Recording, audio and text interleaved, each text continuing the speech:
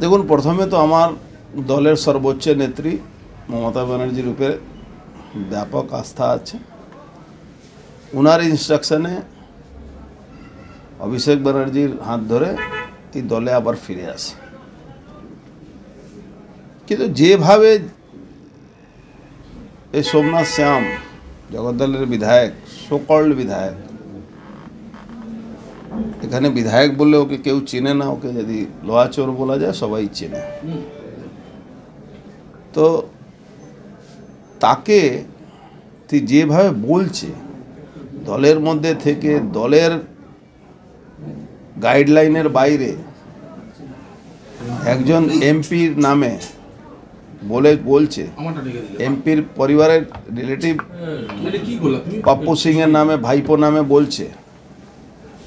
এই ব্যাপারটাকে দলকে আমি জানিয়ে দিয়েছি, দল আপনাদের মাধ্যমেও জেনেছে।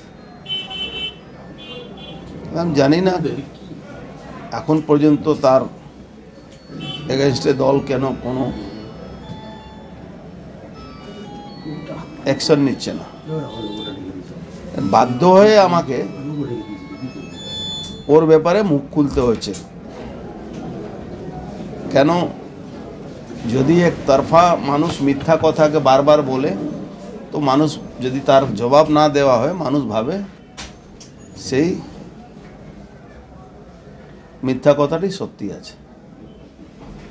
পাপ্পু সিং সঙ্গে সো কল্ড যে মাস্টার মাইন্ড, যাকে পুলিশ কমিশনার বলেছিল কি he is a mastermind, Imran উর্ফ পঙ্কজ, সে ভিকি যাদবকে খুন করিয়েছে বা করেছে বা করিয়েছে।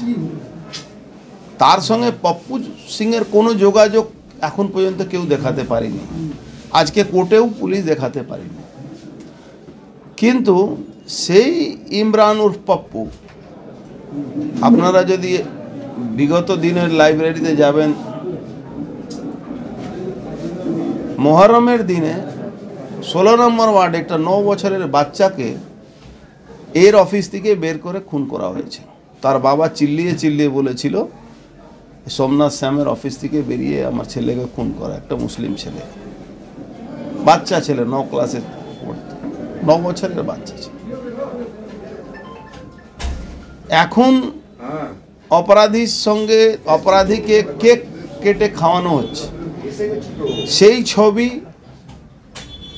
দেখানো হচ্ছে।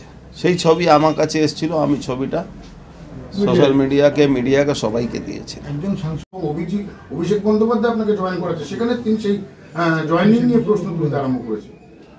সোমনাথ শ্যাম কে, হরিদাস পাল, তাকে আমাকে জবাব দিতে হবে? এ তো জবাব সওয়াল তো যেখানে সর্বোচ্চ নেত্রী যেখানে ডিসিশন দিয়েছেন, সেখানে এই চুনোপুটিকে জবাব দিতে হবে আমাকে?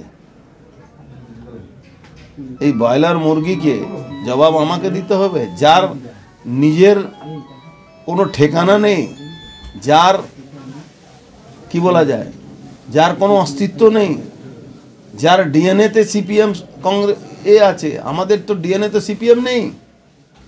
তারা সিপিএমের সঙ্গে হাত মিলিয়ে কি না কি করেছে, এক্সাইড ব্যাটারি থেকে কন্ট্রাক্টরি থেকে নিয়ে কি না কি করেছে। সিপিএমের নেতা এদের ফ্যাক্টরিতে ম্যানেজারই করতো, ওখানে কে জানে না এটা কি করে কন্ট্রাক্টরি পেয়েছে। সামনগর, রাতপুরের সমস্ত মানুষ জানে, যখন বিদ্যুৎ গাঙ্গুলি বেঁচে ছিলেন তখন।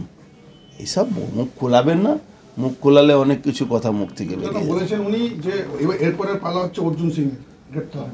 আমি তো চ্যালেঞ্জ করে বলছি, পতাকা সরিয়ে যদি একটা কথা মুখ থেকে বেরিয়ে যায়, আমি নাক কান কাটিয়ে ঘুরে বেড়াবো। আর 2019-এ বাড়ি ছেড়ে অর্জুন সিং পালায়নি, আমি ছিলাম, ও পালিয়েছিল।